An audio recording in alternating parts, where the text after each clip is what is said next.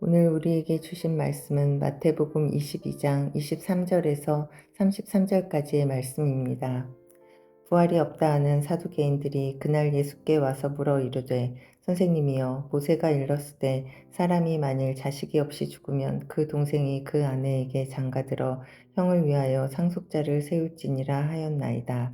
우리 중에 칠형제가 있었는데 마지가 장가들었다가 죽어 상속자가 없으므로 그 아내를 그 동생에게 물려주고 그 둘째와 셋째로 일곱째까지 그렇게 하다가 최후에 그 여자도 죽었나이다.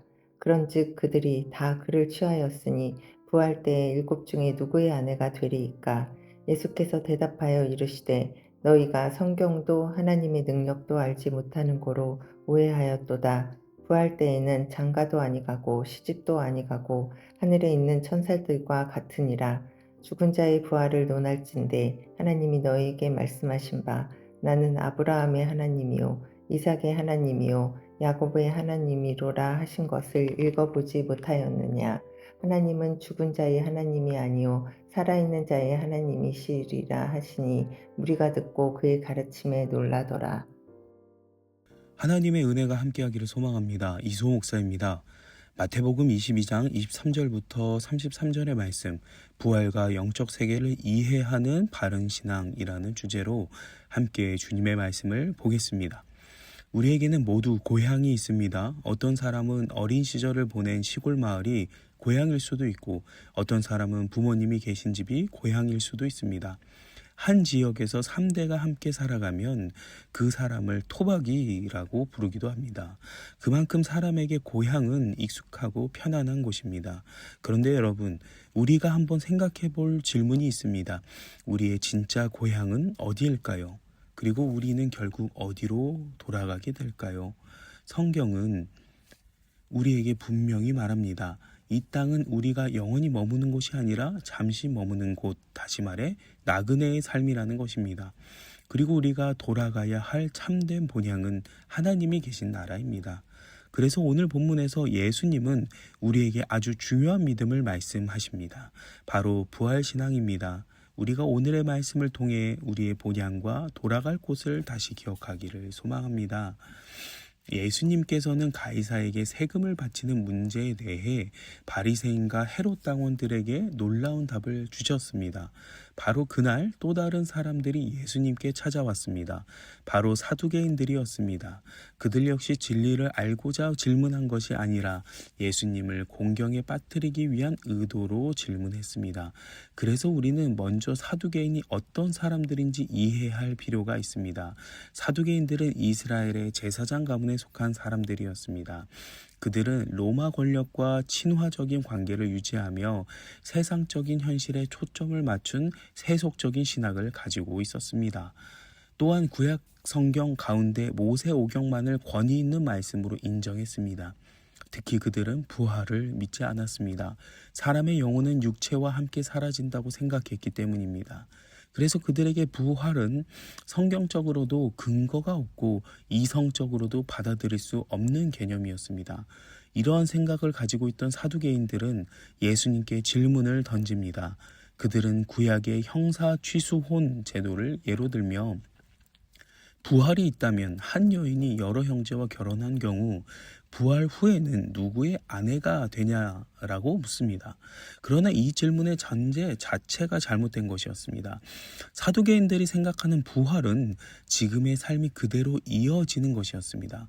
그래서 예수님께서는 그들의 질문에 대해 이렇게 말씀하십니다. 너희가 성경도 하나님의 능력도 알지 못하는 고로 오해하였다. 즉 질문 자체가 이미 잘못된 이해에서 시작되었다는 것이었습니다. 예수님께서는 먼저 하나님의 능력을 알지 못하는 것을 지적하셨습니다. 예수님은 부활 이후의 삶에 대해 사람들이 장가도 가지 않고 시집도 가지 않으며 하늘에 있는 천사들과 같다고 말씀하십니다. 여기에는 중요한 의도가 있습니다. 사두개인들은 천사의 존재도 믿지 않았기 때문입니다. 사두개인들은 부활을 생각할 때도 지금의 인간적 삶의 틀 안에서만 생각했습니다. 그러나 예수님께서는 부활이 단순히 지금의 삶이 연장되는 것이 아니라 전혀 새로운 존재 방식임을 말씀하신 것입니다. 또한 예수님께서는 그들이 성경을 제대로 이해하지 못하고 있다는 것을 지적하십니다. 사두개인들은 모세오경을 하나님의 권위 있는 말씀으로 인정하고 있었지만 그 말씀의 의미를 제대로 이해하지 못했습니다. 그들은 말씀을 이해하기보다는 외우는 것에 익숙했던 것입니다.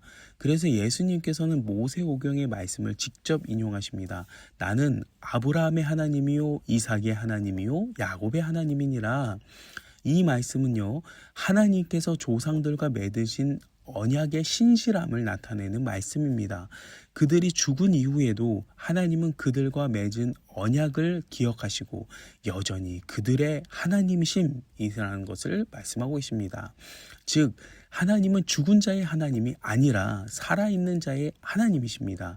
이것은 굉장히 중요한 의미를 담고 있습니다. 조상들이 육체적으로는 죽었지만 하나님과의 언약 관계는 여전히 살아있다는 것입니다. 그리고 마지막 날에 몸의 부활이 이루어질 때까지 하나님과의 관계 속에서 살아있는 존재라는 것입니다. 이 모든 것은 하나님의 능력으로 가능한 일입니다. 결국 하나님은 단지 과거의 조상들의 하나님이 아니라 지금 살아있는 믿는 자들의 하나님이십니다. 이 말씀을 통해 우리는 부활신앙이 무엇인지 다시 생각하게 됩니다. 부활신앙이란 단순히 미래의 부활을 믿는 것이 아니라 내가 지금 살아있든지 죽든지 하나님과의 교제 안에서 살아있다는 사실을 믿는 것입니다. 이것이 하나님을 믿는 성도의 정체성입니다. 이 말씀을 들은 사두개인들은 놀라워했습니다. 모세오경을 늘 외우고 있던 그들에게 이런 해석은 처음이었기 때문입니다. 그러나 안타깝게도 오늘 말씀의 마지막 본문처럼 그들의 마음은 변하지 않았습니다. 사랑하는 성도 여러분, 기독교는 부활의 신앙입니다. 우리는 이 땅에서 살아가지만 우리의 본향은 하늘나라입니다. 그래서 우리는 그 나라를 바라보며 살아갑니다. 그리고 지금 이 순간에도 하나님은 우리와 함께 하시며 살아서 역사하시는 분이십니다. 그 하나님을 신뢰하는 길은 무엇일까요? 바로 말씀과 기도입니다. 왜냐하면 우리가 말씀을 바르게 이해하지 못하면 하나님의 능력도 믿을 수 없기 때문입니다. 그렇다면 우리는 어떻게 말씀을 바르게 이해할 수 있을까요? 먼저 성령님의 도우심을 구하는 기도로 시작해야 합니다. 성령님의 도우심 없이 성경을 읽으며 우리는 단지 내용을 외우는 것에 머물게 됩니다. 그러나 성령님의 도우심을 구하며 겸손한 마음으로 말씀을 읽을 때 하나님께서 오늘 나에게 하시는 말씀을 깨닫는 은혜를 경험하게 됩니다. 또한 그 과정 속에서 하나님께서는 우리에게 지혜를 주실 것입니다.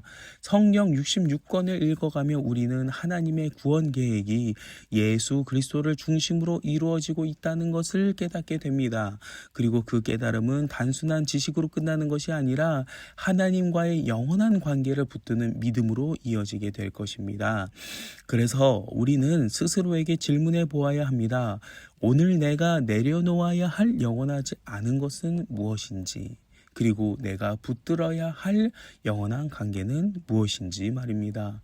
오늘 하루 우리가 붙들어야 할 것은 바로 말씀과 기도를 통해 하나님과 맺는 영원한 관계입니다. 재정의 문제, 인간관계의 어려움, 유혹, 두려움과 불안이 우리의 중심을 흔들 수 있습니다. 그러나 그때마다 우리는 기도로 하나님을 붙들기를 주님의 이름으로 축복합니다. 제가 어린 시절 방학이 되면 어머니와 함께 가정 예배를 드리곤 했는데 그때마다 어머니는 늘 저에게 같은 질문을 하셨습니다. 너가 죽으면 어디를 가니? 저는 항상 이렇게 대답했습니다. 천국 갑니다. 그런데 어머니는 저에게만 그 질문을 하신 것이 아니었습니다. 주일학교에서 교사를 하셨던 어머니는 반 아이들에게도 늘 같은 질문을 하셨습니다. 아이들의 대답도 늘 같았습니다. 천국 갑니다.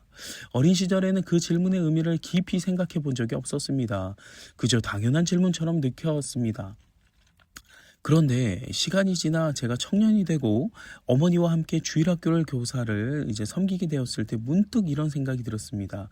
왜 어머니는 늘 그 질문을 하셨을까? 그래서 어느 날 어머니께 여쭤보았습니다. 그때 어머니가 하신 말씀이 아직도 제 마음에 남아 있습니다.